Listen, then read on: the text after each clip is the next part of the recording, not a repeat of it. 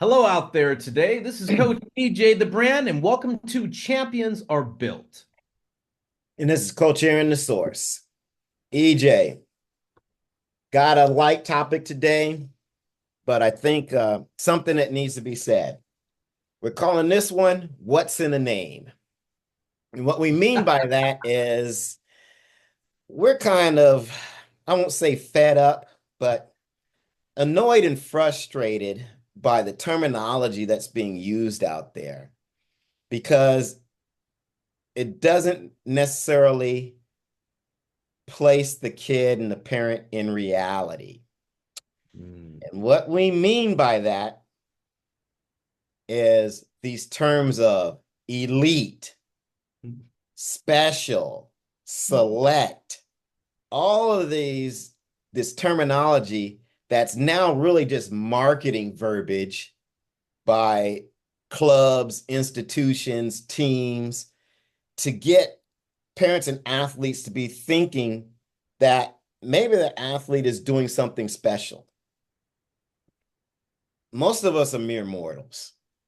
And they're in sports, they're still, regardless of what label or moniker they slap on their team or program, it's going to show.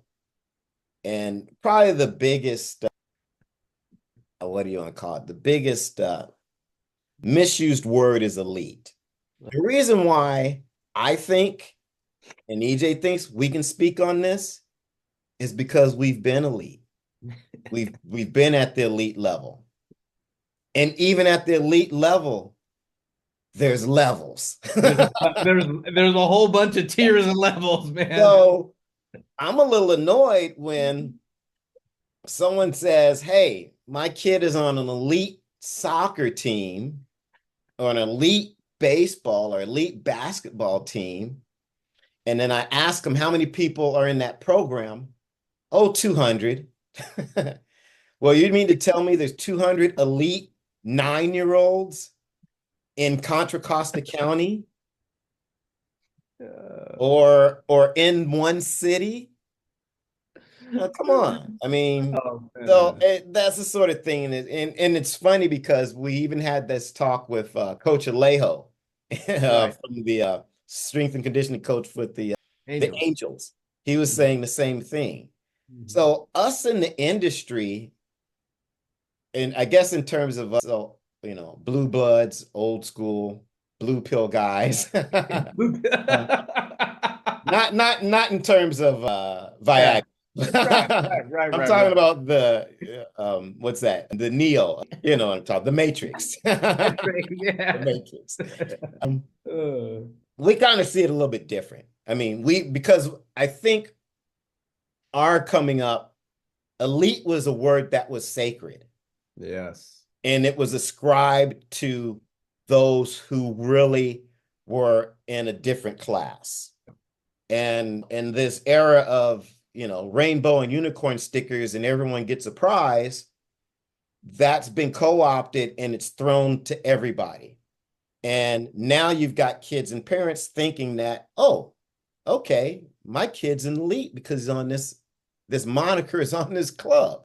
Yeah. And that's not the case. And the reason why I want to have this discussion is, I come from track and field. So it's very easy to see where you are and see where you are in the stratus of performances. Right. So if you're elite or not. Absolutely. Because the times tell you. The times. It's a lot more ambiguous when you're on a soccer club or a basketball team or a baseball team. Because now you got to figure out what really constitutes elite. Is it the players on your team? Is it the competition that you're playing? What really qualifies you as elite? And with track and field, you hit a time, people know if that's an elite level time or not. You hit a distance, people know if that's an elite level distance or not. So I just think we need to have this conversation so that people aren't fooled by some of the gift wrapping that some of these programs come in and thinking they're getting something they're not, because the rubber's going to meet the road. There's going to be that come to Jesus moment where performance is going to have to show that you're elite. And if you're just thinking you're elite because you're on a certain team, then you're not going to be ready for that day. Do you get what I'm saying? Absolutely. You know, Aaron, I go back and I think about all my years of coaching and helping others and doing stuff. And I remember the term all-star. This is Mhm. let's start at all-star. Yeah. When you were an all-star in Little League, the best 12 players in that age group, you're an all-star. And then you played another league, they had their all-stars. Mhm. Now, some time ago, 15 years ago, 15 to 20 years ago, they start having tournament teams. So you Yeah. had all-star team and then a tournament. All that did was to go to the next feeder, which was travel baseball, and say, okay, we have a majors team. And then it was a AAA team and the AA team in that division. And then from majors, we got to find something special. Oh, elite, next level, prime, whatever you want. That's our prime team. This is our majors team. This is our double. I mean, where are we going with this? This is annoying to me. Like, how many? I mean, you said 200 players, and I'm talking about the state of California. Yeah. Elite players. Do we have 200 elite players in California? No, we don't. Yeah. We don't. And I think the frustrating part of it is that, and we're just, again, Aaron and I are just trying to educate you out there who are listening, that the elite level is world class. Like Major League Baseball has 700 players in a major league. That's elite. And then within that 700 players, there's another level. There's all-star. There's a starting player, an all-star, a Hall of Famer. I mean, that's when we start separating what really is elite. Elite is Hall of Famer. Yeah. That's elite. Let's call it how it really is. Basketball Hall of Famer, track field Hall of Fame in track and field, women's golf, you know, whatever you want to call it. That's elite. Okay. That's what they mean elite, Hall of Fame. Let's stop throwing that word just around, throw it around and say, hey, listen, my kid, he's 10, he's playing on this elite team, man. They play everywhere.